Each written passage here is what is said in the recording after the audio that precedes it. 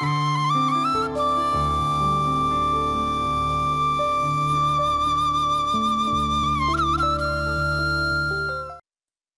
TV நேயர்களுக்கு இனிமையான காலை வணக்கம்.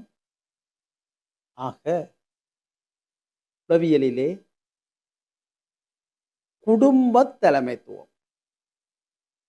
பலர் பலர் பலர் கேள்வி கேட்டிருக்கிறார்கள். குடும்பம் சார்பாக நாங்கள் கலந்துரையாடி இருக்கிறோம். திரும்ப திரும்ப இந்த கேள்விகள் வந்து கொண்டிருக்கிறது. இன்று முந்தினது போல குடும்பத் தலைமைத்துவம். குடும்பத் தலைமைத்துவம், தாய் வழி தலைமைத்துவம், தந்தை வழி தலைமைத்துவம். தமிழர்கள் தாய் வழி தலைமைத்துவம் தான் மிக புகழ் பெற்றது. ஆனால் இன்று குடும்ப தலைமைத்துவம் என்றால் இருவரும், கணவனும் மனைவியும், அப்பாவும் அம்மாவும், தாயும் தந்தையும் உடைய தலைமைத்துவம் சிறப்பாக குடும்பங்களில் செயல்பட முடியாமல் பல தடைகளும் பிரச்சனைகளும் காணப்படுகின்றன.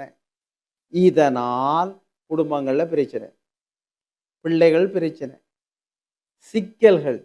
அப்ப ஒரு நாட்டினுடைய அல்லது உலகத்தினுடைய மிக முக்கியமான அழகு குடும்பம். மிக மிக முக்கியமான அழகு. குடும்பத்தில் சிதைவுகள் ஏற்பட்டால் அந்த நாட்டின கலை, கலாச்சாரம், பண்பாடு, பொருளாதாரம் எல்லாம் சிதைந்து விடும்.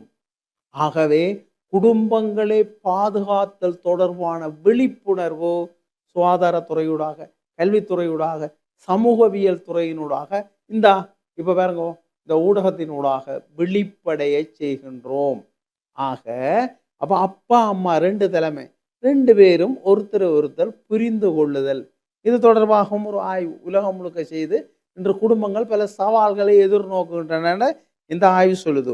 அப்ப இதில் சொல்கிறார்கள் பாருங்க, கணவன் மனைவியும் ஒன்றாக கலந்து புரிதல் வேண்டும், பரஸ்பரம் மனம் விட்டு பேசுதல் வேண்டும். இவ்வாறு பேசுறதுக்கு சந்தர்ப்பம் இல்லைன்றாங்க. வெளிநாடுகள் எல்லாம் காலை டியூட்டி கணவன் போய் வருவார், சில நேரம் மாலை டியூட்டி மனைவி பகல் நேர டியூட்டி போய் வருவா, கணவன் இரவு நேரம். ஒருத்தர் சந்திக்க முடியாத சூழலே காணப்படுகிறது பாருங்க. பொருளாதாரத்துக்காக தங்களுடைய வாழ்க்கையை இழக்கிறார்கள். பெரிய துன்பம். இது வேற எல்லா இழப்புகளையும் ஏற்படுத்துகிறது. மெயின் கணவனும் மனைவியும் பிள்ளைகளுடைய எதிர்கால வளர்ச்சிக்காகத்தான் உழைக்கிறார்கள். பிள்ளைகளோடு இருப்பதில்லை, பிள்ளைகளோடு உடன் இருப்பதில்லை. ஆக இது ஒரு பெரிய பிரச்சனையாக காணப்படுகிறது. ஆக ஒரு நாளைக்கு இந்த ஆய்வின் சொல்றால் பாருங்கோ, ஒரு நாளைக்கு உங்களுடைய பிள்ளைகளோட 8 முறை, ஆக குறைஞ்சது 8 முறை உங்களோட பிள்ளைகள அரவணைக்கட்டான். அப்பா அம்மா அரவணைச்சு கொஞ்சட்டான், அவர்களை தொடட்டான், அவர்களோடு இருந்து கலந்துரையாடி கதை கேட்டான். அப்ப நீங்க வேலைக்கு போட்டு வந்தோன்னே வேலை, வீட்டை வந்தோடனே வீடு, பிள்ளைகள் இல்லாவிட்டால் குடும்பத்தில் சிதைவு, பிரச்சனை, சிக்கல்கள் ஏற்படுகிறது. ஆக இந்த பிரச்சனையை தீர்க்கிறதுக்கான நுட்பத்தில் பாருங்க, பிள்ளைகளை அரவணைக்கணும், அதுக்குள்ள சின்ன பிள்ளைகள கொஞ்சி விடணும். உணவு எல்லோரும் சேர்ந்து ஒரு நேரம் உண்டான, இரவண்டான எல்லாரும் சேர்ந்து உண்டா, இதை நாங்கள் முதல்ல சொல்லி இருக்கிறோம். ஆனால் திரும்ப திரும்ப கேட்டுக்கொண்டிருக்கிறார்கள். ஒன்றாக சாப்பிடுதல்.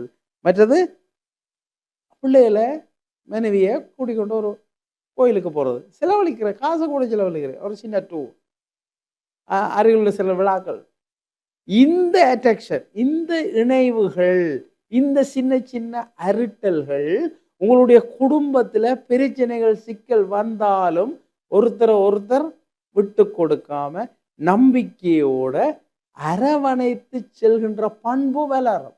ஆனா இந்த பண்பு இப்ப வளருதோ இல்லை என்கிறார்கள், பிரச்சனை என்கிறார்கள், கதைக்காம குடும்பமாக இருக்கிறார்கள். கணவன் மனைவி அவ குடும்பம் பிள்ளைகளோட இருக்கணும், பிள்ளைகள் அப்பா அம்மாவோட கதைக்காம இருக்குது.